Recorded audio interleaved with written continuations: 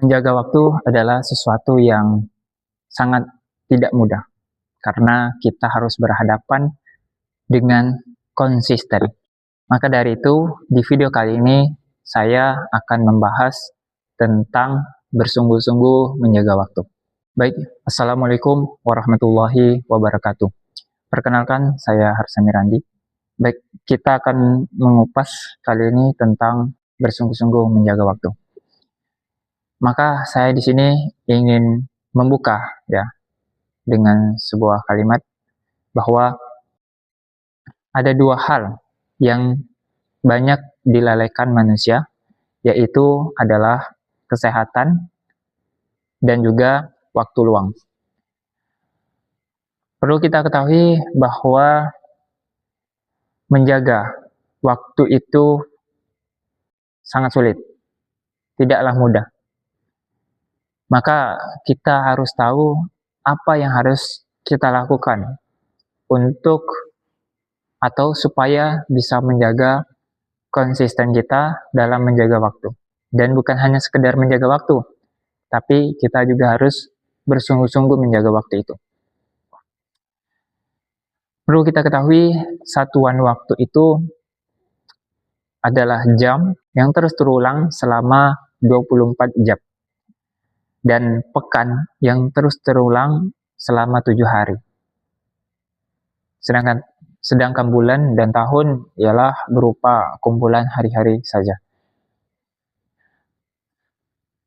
Di sini saya ingin membuka ya dengan sebuah surah Asy-Syi'ar ayat 7 sampai 8. Yang artinya,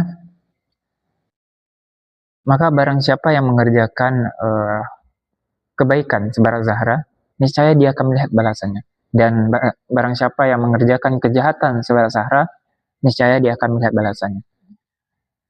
Di sini kita tahu bahwa ya, seumur hidup kita ataupun semasa hidup kita itu berupa amal, yaitu amal perbuatan kita, baik ataupun buruk. Bahkan di dunia atau di akhirat, di akhirat kita akan ditanya tentang apa yang kita lakukan di dunia ini semasa hidup kita. Maka itu berkaitan dengan waktu. Kita akan ditanya tentang usia kita, tentang ilmu kita, tentang harta kita, tentang tubuh kita gitu. Untuk apa kita gunakan?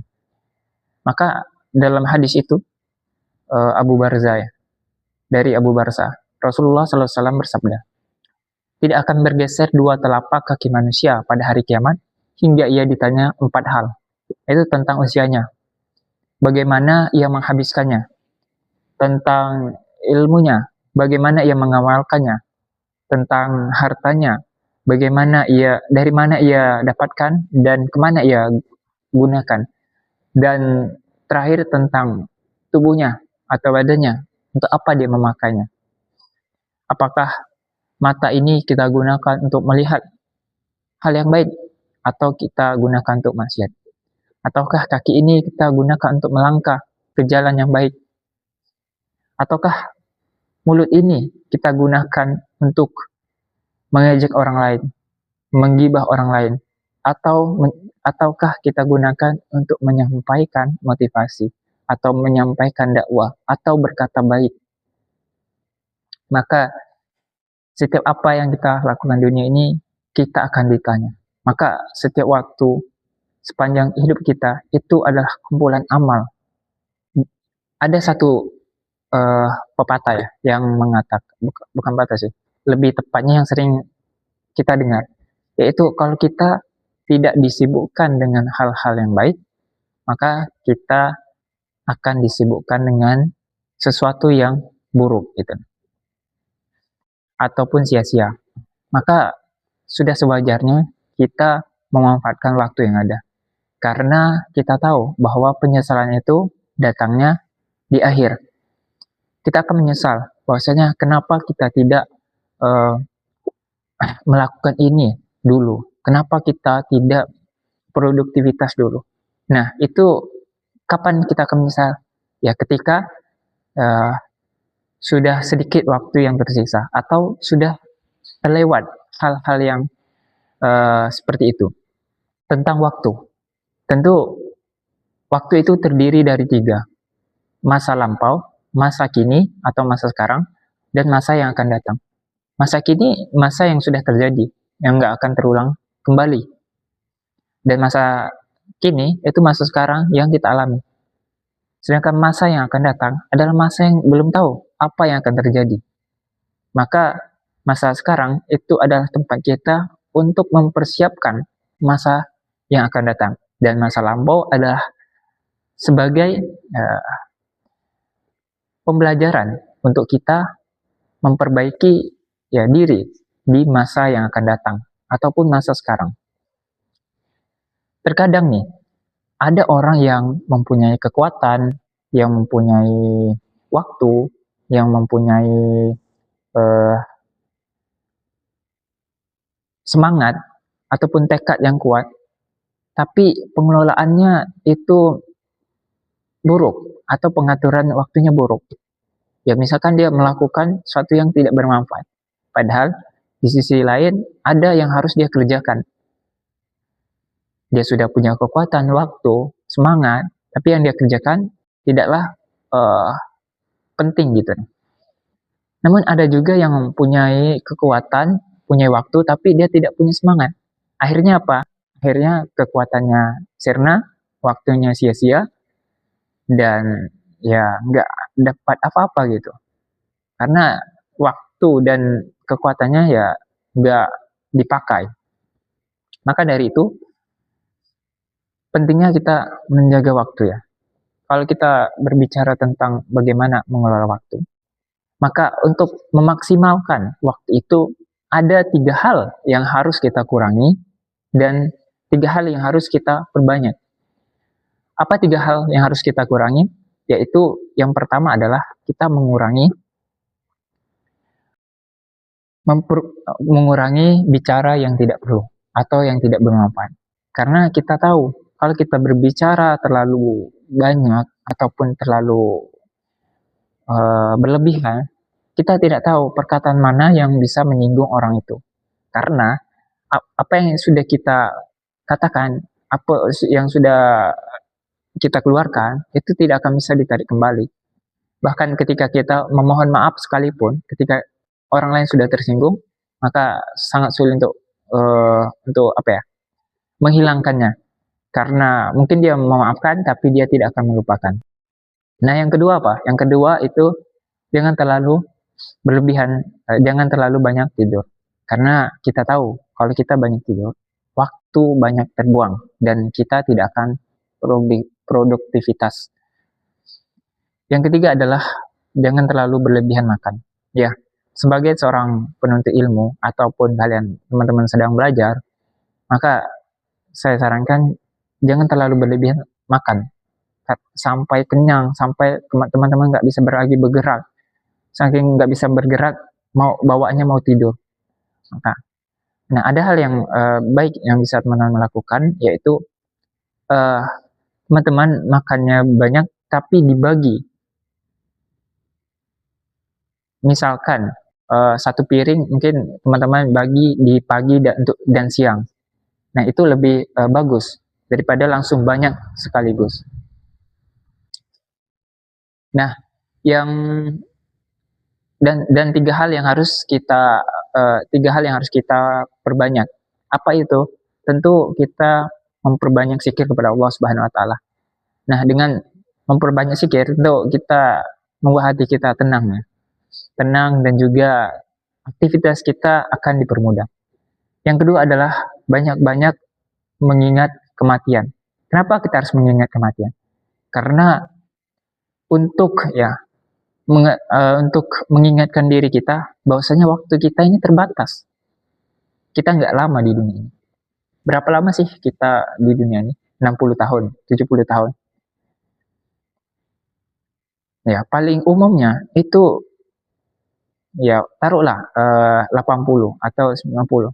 Kan nggak banyak orang yang bisa lebih seperti itu kan. Bahkan banyak yang juga yang dipanggil ya Sang Pencipta di usia muda. Nah, karena itu dengan mengingat kematian, kita bisa mengingatkan diri kita bahwasanya dunia ini terbatas. Yang terakhir adalah berdoa untuk sesama muslim, khususnya untuk kedua orang tua.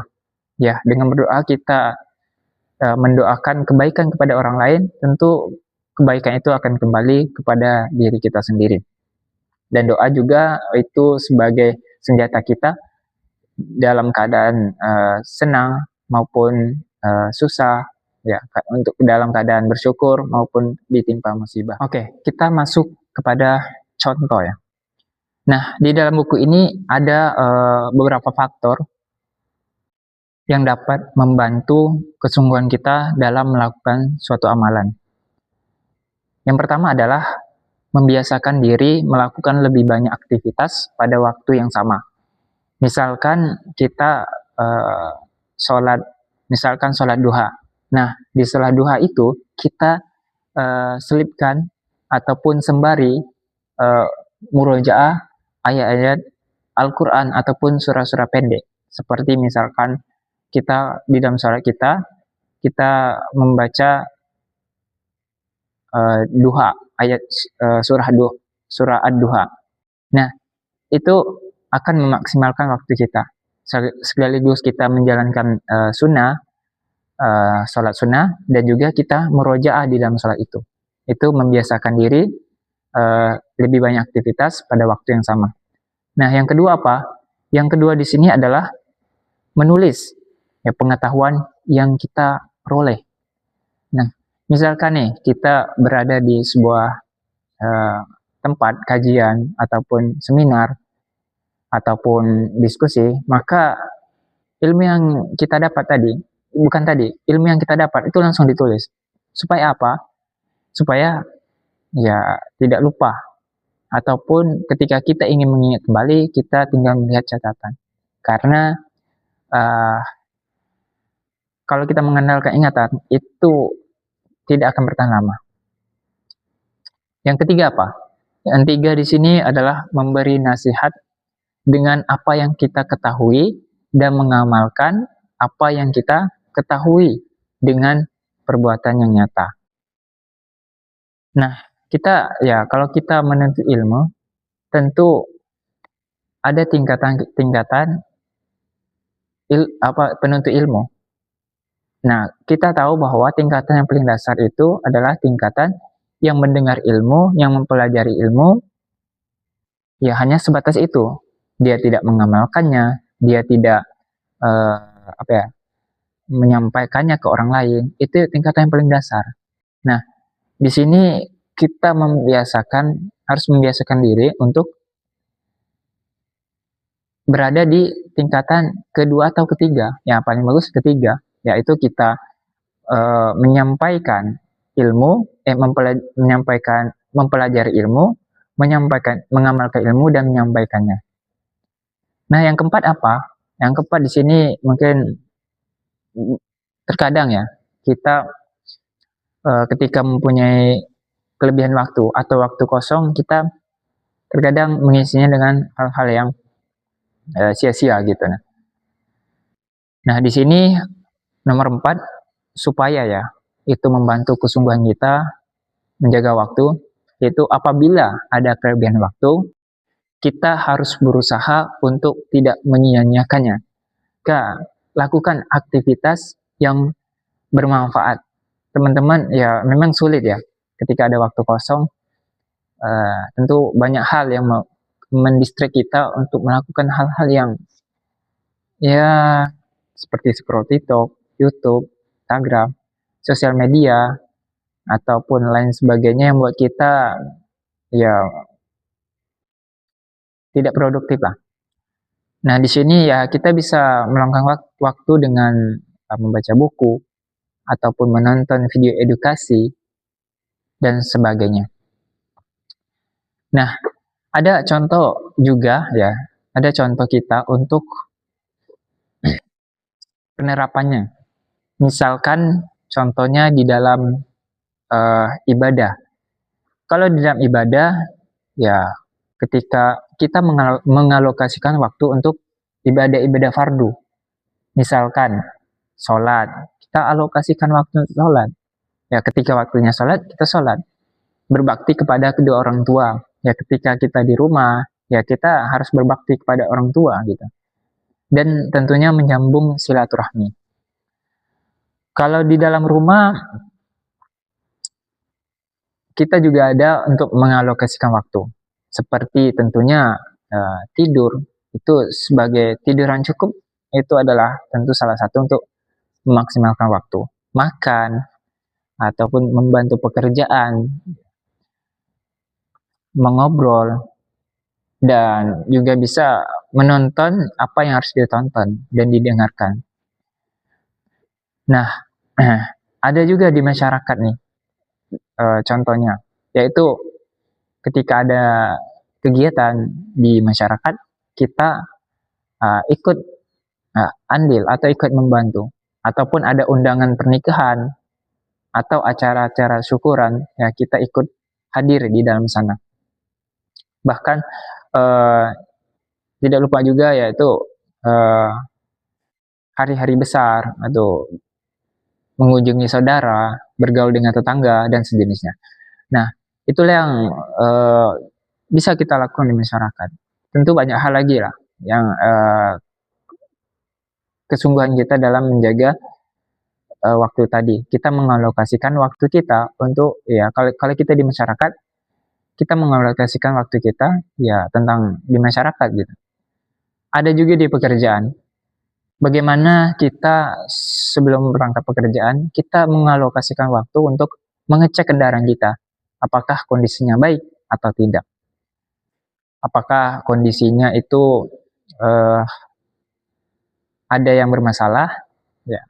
Begitupun setelah pulang pekerjaan, kita cek lagi. Apakah masih bagus ataukah ada yang rusak setelah kita perjalanan tadi gitu. Maka dengan itu kita ya mengalokasikan waktu untuk pekerjaan kita.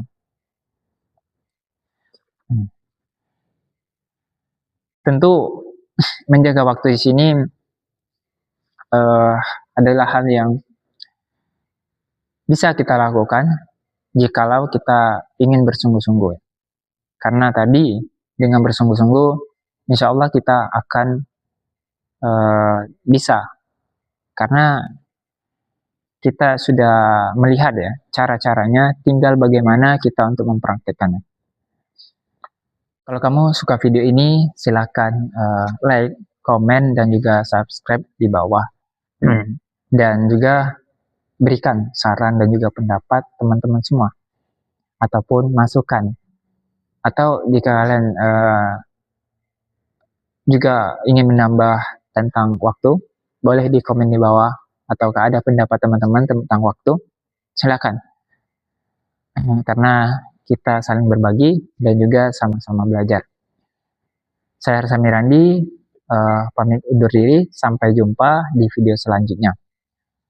Wassalamualaikum warahmatullahi wabarakatuh. See you next time.